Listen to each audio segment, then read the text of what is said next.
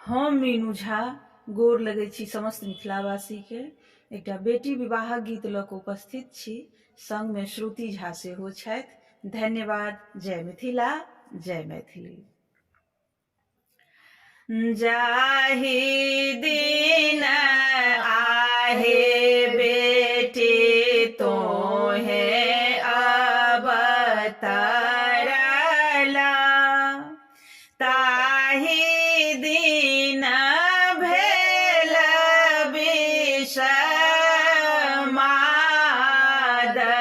हे। ताहि दिन भेल विषमाद हे। चिंता निंद हरित भेल बेटी, थीर नाही रहल ज्ञान हे।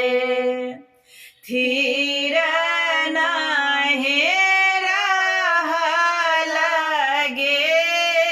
ज्ञान हे।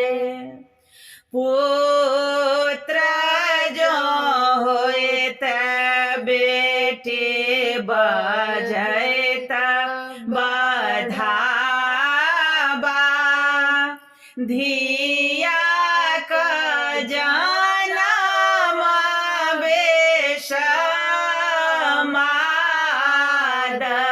हे।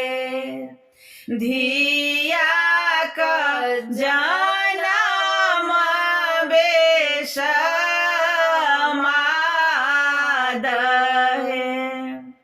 कथी लाए आहे अम्मा धिया क जनम देल, खाए ताहूँ मरीच 50 हे। खाए ताहूँ मरीच 50 हे। मरीच क झोंक सँ धिया दूरी जैतै, छूटी जैत धिया क संताप हे। छूटी जैत धिया के संताप हे। सह सुने बाबा उठला चेहा, हे मनायन के देला जगाए हे। गारल धन धिया हम नहीं राखब,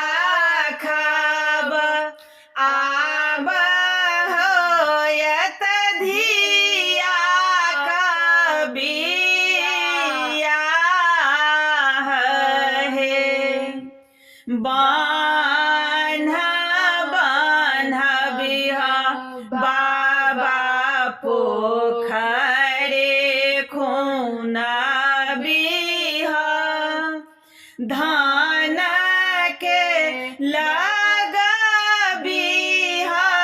तू थाह हे।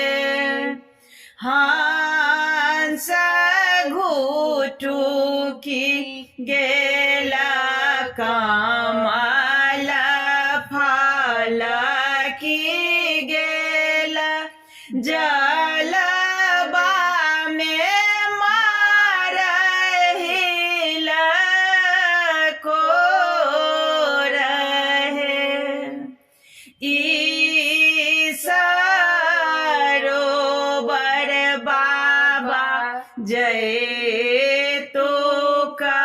मांगे भैया का जाना निर्धन होइए भैया का जाना